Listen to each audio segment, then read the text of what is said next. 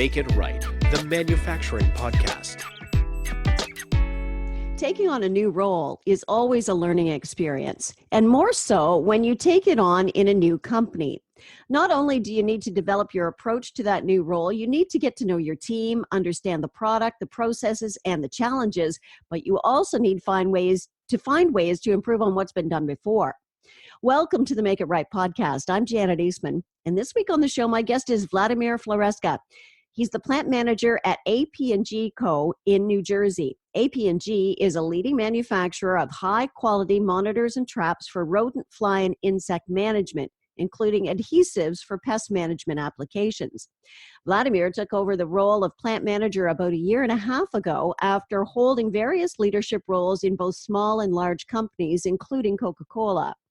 He's here to share the journey with us that he has encountered since he joined AP&G. So welcome to the show, Vlad. Thank you, Janet.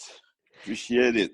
It's our pleasure to have you. So, Vlad, you've been an operations manager and a production manager prior to becoming the plant manager at AP&G. So what were some of the challenges you faced coming into this role in a family business? Okay, first challenge for me was information. I would say information first. Coming into a plant, I would expect to have some key metrics established and a control of what I would say would be the different waste of the system.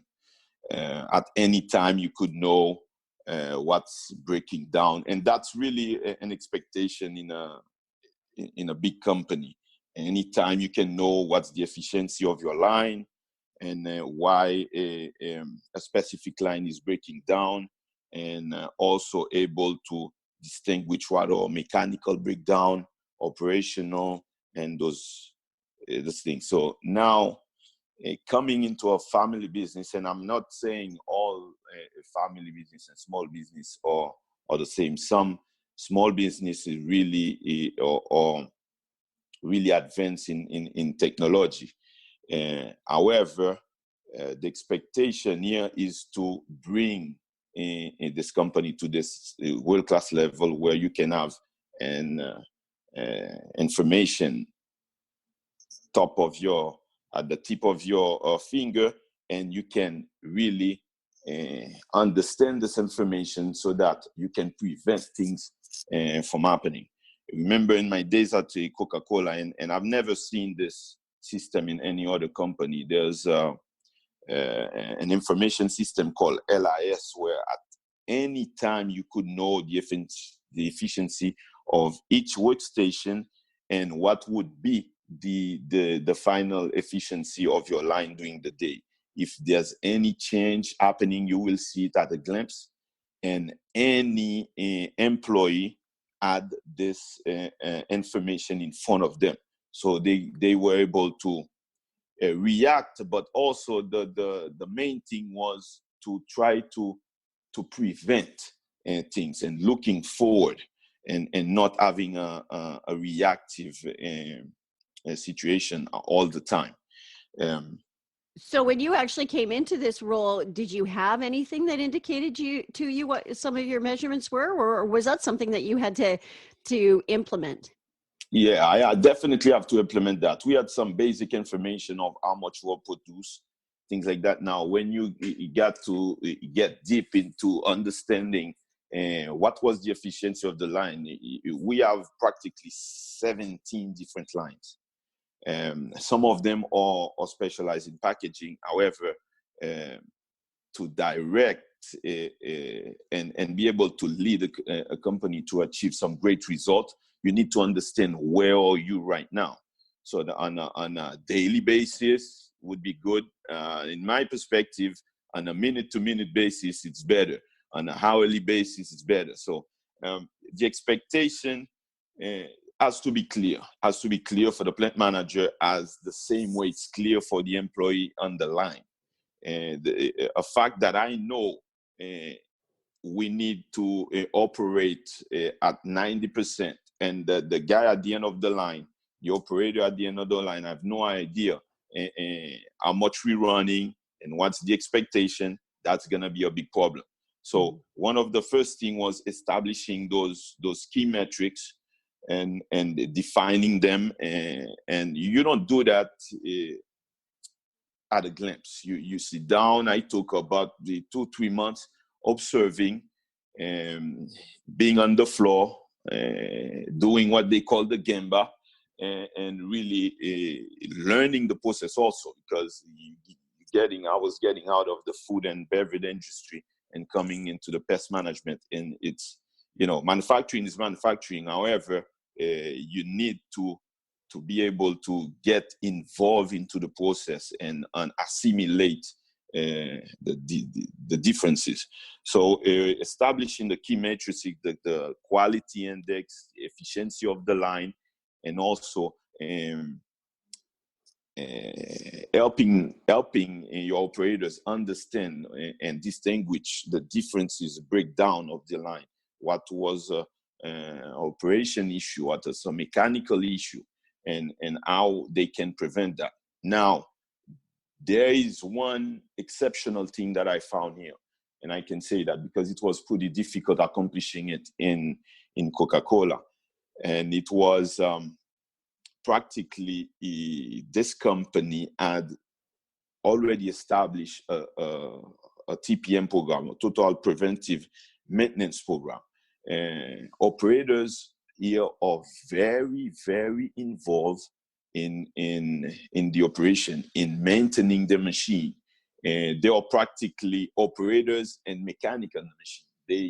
They understand, they know the noise, they know what needs to be done at the machine every day, at every changeover, and they leave their machine in a very pristine condition. So that was a very, very good point that I saw here, and I had to build on that.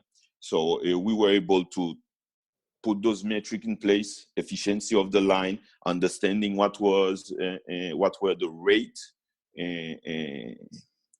and this, thankfully, the CEO of this company, Steve Frisch, I consider him as a manufacturing CEO because he's very well involved in the process. So with his help, I was really able to sit down with my team and putting those things in place, and also communicating into the line. And after a couple of months, a couple of weeks, you will find operators coming to you and saying, look, after feedback, yesterday we had this efficiency. I don't understand why I had this, if I did this and this. And they started to take ownership of it. So that's one thing. Second of all was seeing some startup inefficiencies. When you're on the floor and you're studying your line, the line is not really started up if you're not starting to produce a quality product. And they had to start understanding that well. And it's about proper procedure to shut down, proper procedure to start up, and establishing those standards. And really, to have a good management team, it's the whole, it's maintaining those standards. So those two factors: establishing key metrics, understanding the startup inefficiencies, and working on them. And also, I can add, we were using what we call production sequence and not a production schedule. and for me, it was a little bit tough to understand, to only have, okay, we will do A, B, and C, but not really structured on this is gonna start at 8:30 and it's gonna finish at 10. That's the expectation. So we had to create those things, establish an adequate production schedule. But a part of that, I could see a need for really getting the company into what you call a lean culture, and having some visual controls in the plant, and also starting to document processes and procedures. So those were the main thing I found. So the key matrix, inefficiencies in the startup, clearly expectations for the team on the floor, establishing a good production schedule and visual controls on the floor, and documenting in process and procedures.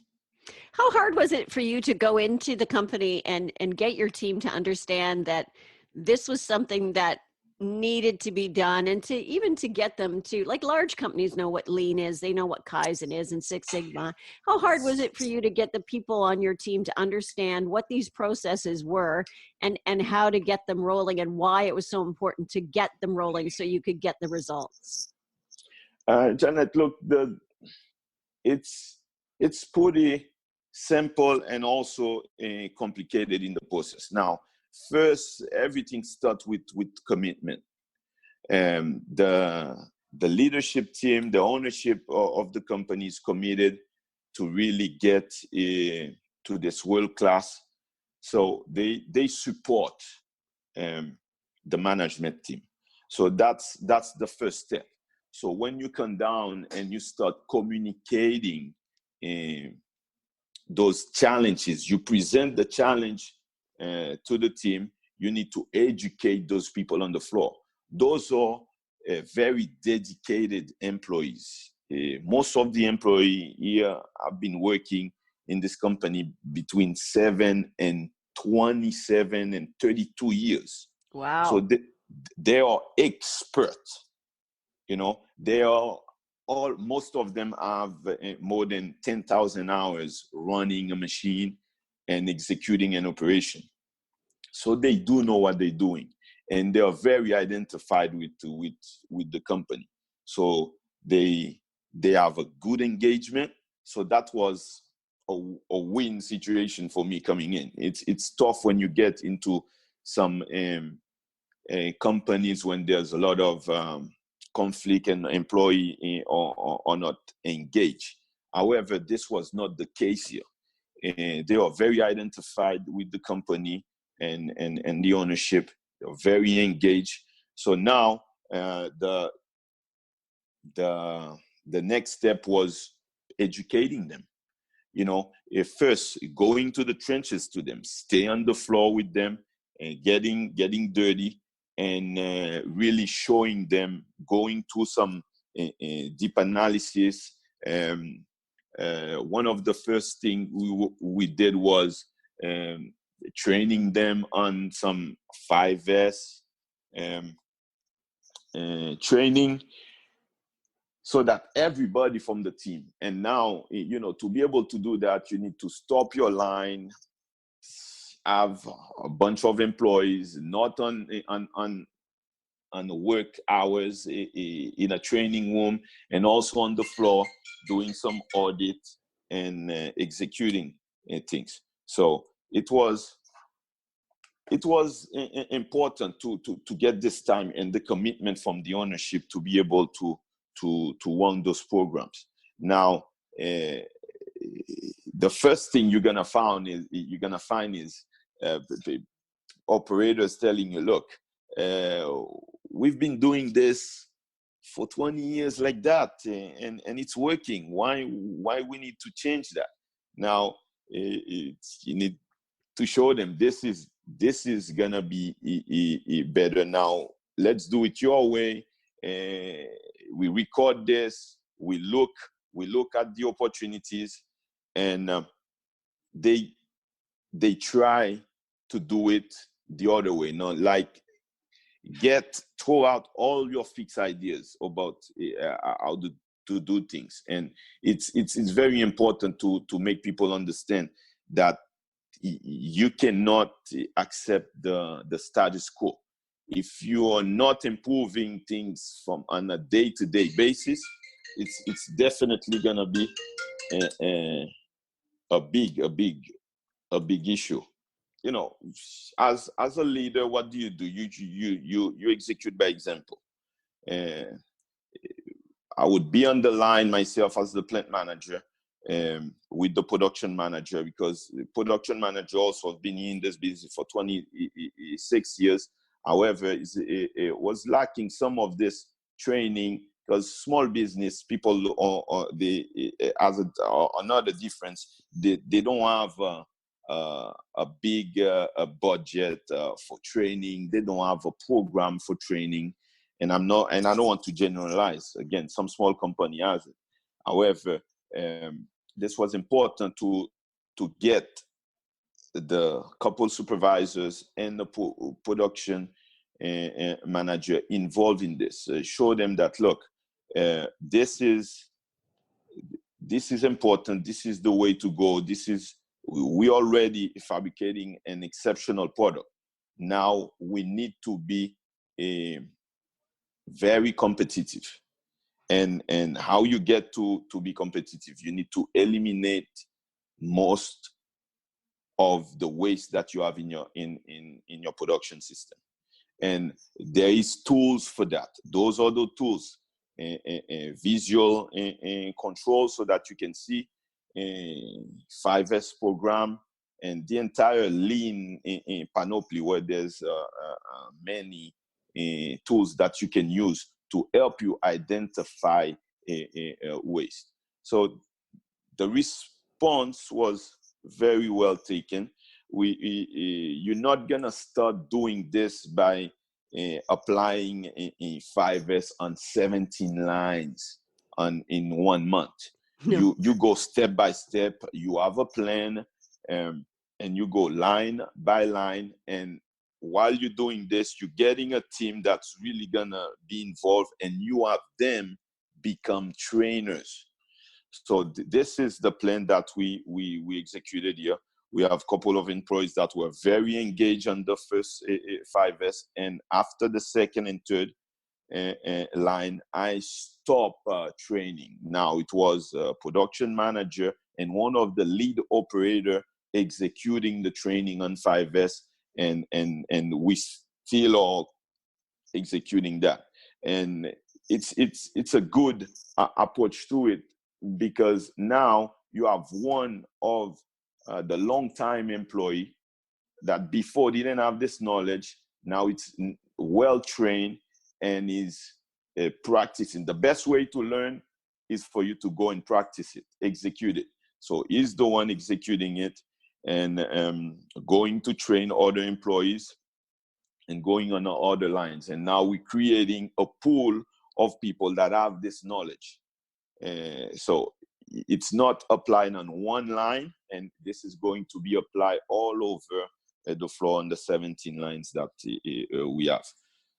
So it is a big challenge. However, it's need to be patient and trust people. Right. So tell me about some of your successes. Were you able to significantly reduce your waste?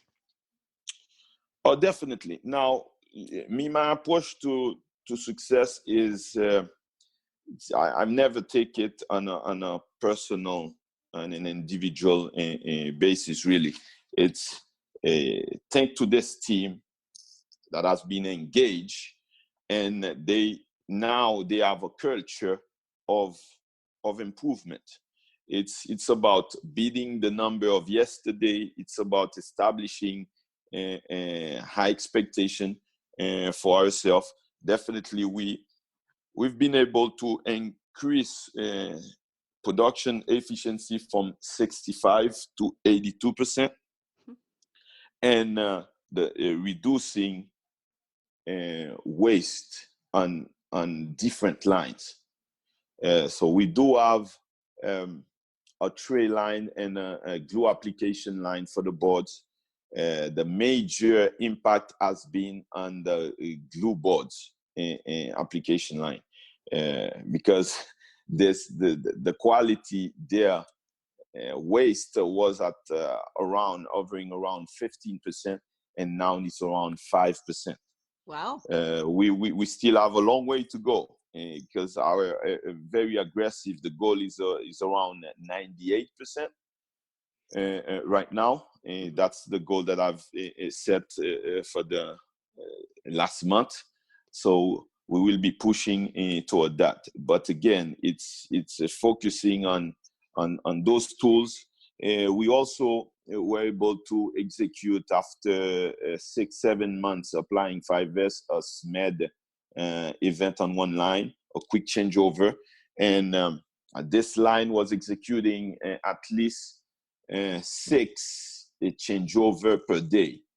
And changeover were taking between 30 and 45 minutes.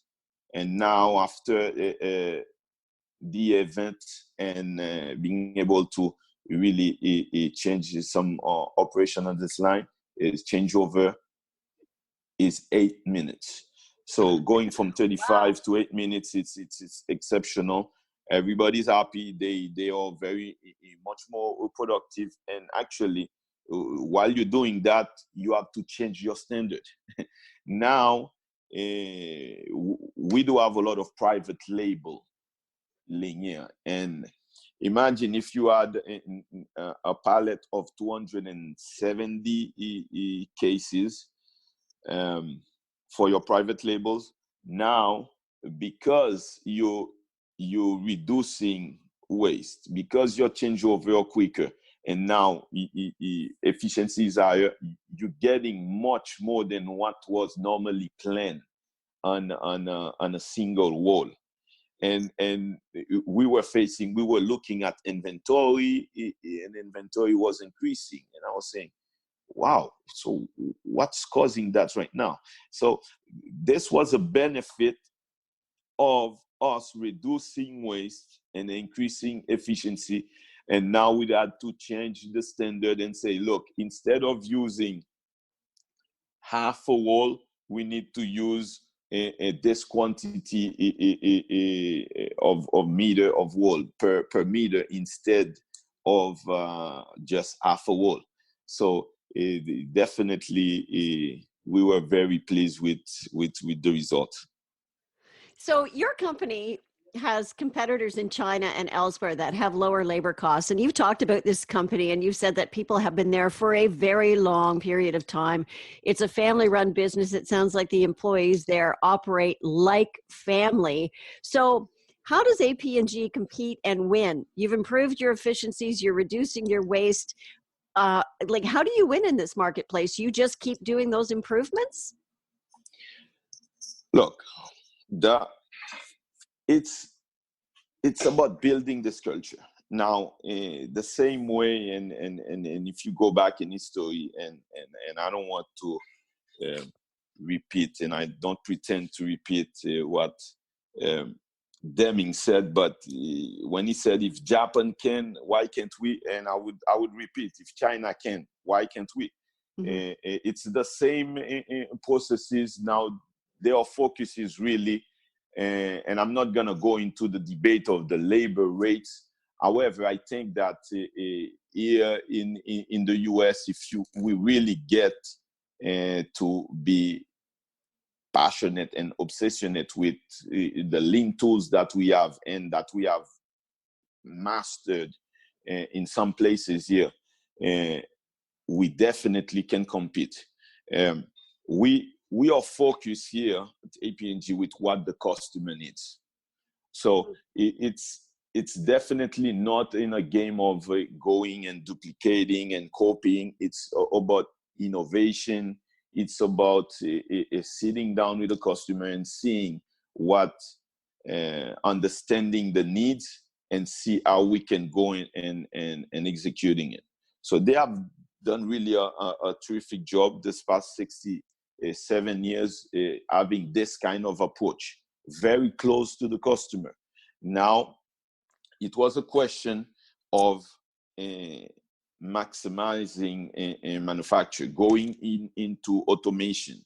We are competing right now, and we are mostly manual labor. That's why we are getting now into automation, installing now a new packaging line, automated, and we are about to duplicate this in the other lines. So I think it's not a complicated task. However, the philosophy of continuous improvement needs to be there. You don't need to spend a lot of money on improvement. But if you involve and have all your employees engaged, and they can, on a daily basis, give you feedback on how they can improve their operation, how they can improve their process, you definitely have a step ahead of the game. Where do you want to take the company next, Vlad? You've been there for 1.5 years. What are your goals?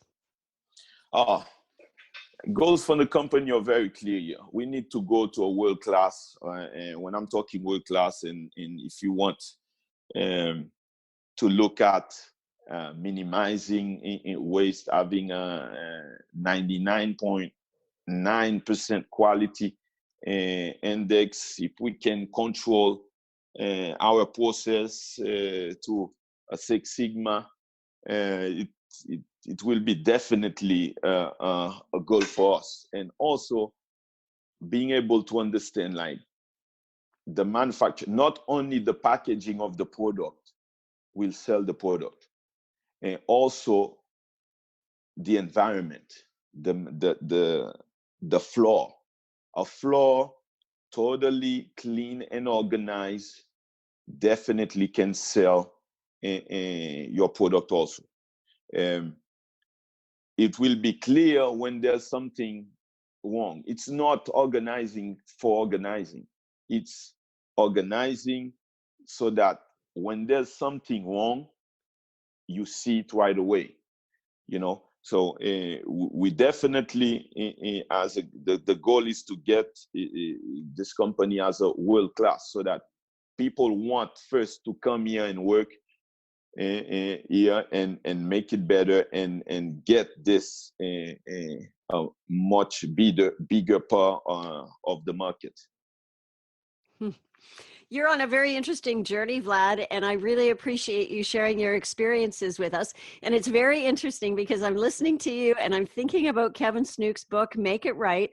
And you are echoing all the things that he has tested and tried, and he says they work. And it's really, really great to hear from you. So thank you very much. No, thank you for having me, and thank Kevin also for approaching. Yes, it's our pleasure. Yeah. So good luck, and hopefully maybe we can check back with you in the coming months and see how you're doing. Definitely. It will be a pleasure. Okay.